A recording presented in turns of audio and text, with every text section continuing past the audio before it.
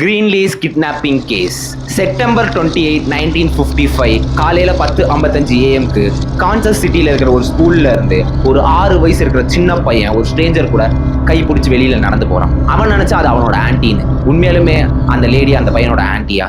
இந்த பையனோட பேரு பாபி கிரீன்லீஸ். இந்த பையனோட குடும்பம் அந்த ஊர்லயே பெரிய பணக்கார குடும்பம். இந்த பையன் படிக்கிற ஸ்கூலுக்கு ஒரு லேடி வராங்க.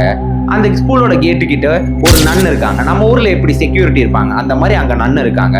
அந்த நன் கிட்ட நான் பாபியோட ஆன்டி, பாபியோட அம்மாவுக்கு ஹார்ட் அட்டாக் வந்து அவங்க ஹாஸ்பிட்டல் அட்மிட் பண்ணியிருக்காங்க, உடனே அவனை கூட்டிட்டு போகணும்னு சொல்லியிருக்காங்க. அந்த நன் பாபி கிட்ட போய் உன்னோட ஆன்டி வந்திருக்காங்க உன்னை கூட்டிட்டு போகன்னு சொல்லி அவங்க கூட அமுச்சு வச்சிடறாங்க. கரெக்டா 11 மணிக்கு பாபியும் அது அவனோட ஆன்டின்னு தான் நினைச்சு அவங்க கூட வெளியில போயிடுறாங்க. வெளியில ஒரு டாக்ஸி நிக்குது. அந்த டாக்ஸில ஏறி அவங்க போயிடுறாங்க. அப்படியே ½ அன் ஹவர் கழிச்சு கரெக்டா 11:30 ஸ்கூல்ல இருந்து பாபியோட வீட்டுக்கு போன் பண்றாங்க.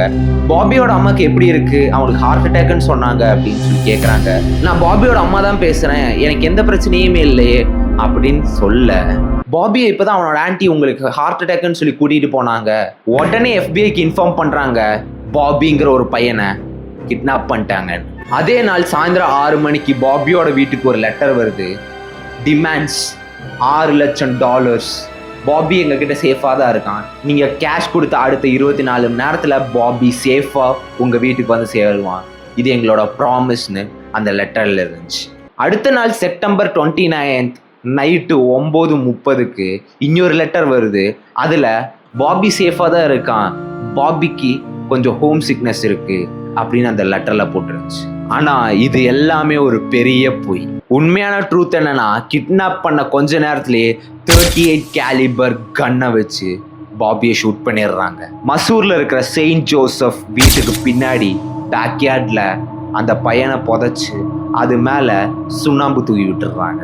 கரெக்டா அக்டோபர் 5 காலையில 1 மணிக்கு கிட்னாப்பர்ஸ் கிட்ட இருந்து ஒரு கால் வந்து, கேஷ் எங்களுக்கு சேஃபா கிடைச்சிருச்சு, பாபி உங்க வீட்டுக்கு வந்துருவான். இந்த கிட்னாப் பண்ணி கொலை பண்ணவங்க Carl Hall and Bonnie Heady. October 6 Carl Hall ஏறின ஒரு டாக்ஸி டிரைவர் அவரை சஸ்பெக்டா நினைச்சு போலீஸ்க்கு இன்ஃபார்ம் பண்றாங்க. அவரையும் போலீஸ் அரெஸ்ட் பண்ணிடுறாங்க. சேம் நைட் போலீஸ் பானியோட அப்பார்ட்மெண்ட்ல போய் பார்த்தா பானி குடிச்சு சுயநலவை இழந்துட்டு இருந்திருக்காங்க. அவங்களையும் அரெஸ்ட் பண்ணிடுறாங்க. அக்டோபர் 7 காலையில 8:40 பாபியோட உடம்ப கண்டுபிடிக்கிறாங்க. அக்டோபர் 13 கோர்ட் 2 பேத்துக்குமே மரண தண்டனை கொடுத்துட்றாங்க.